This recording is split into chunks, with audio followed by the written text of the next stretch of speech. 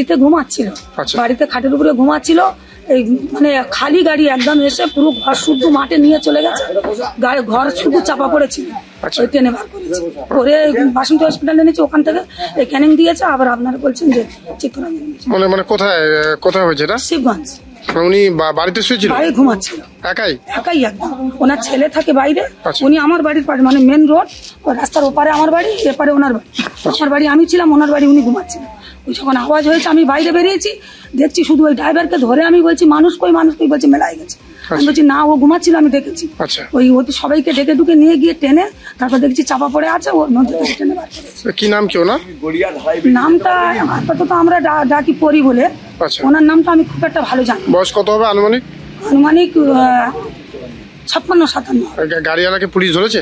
হ্যাঁ হ্যাঁ, ওখানে পুলিশ গাড়ি টাড়ি সব আছে। কি নাম? একদম বাজারের উপরে তো একরকম আমাদের বাড়ি। বাজারের উপরেই হয়েছে? হ্যাঁ, বাজার থেকে একটুখানি ভিতরে আমরা। এরা সব মেলার মাঠে ছিল।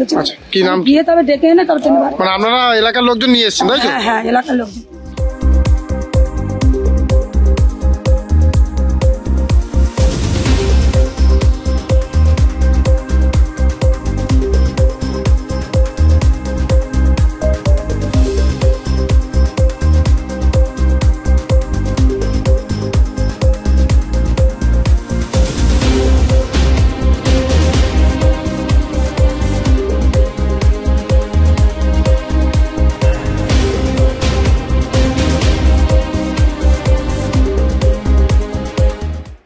আমাদের ভিডিও ভালো লাগলে লাইক এবং শেয়ার করুন। কমেন্ট সেকশনে গিয়ে জানান আপনাদের মতামত।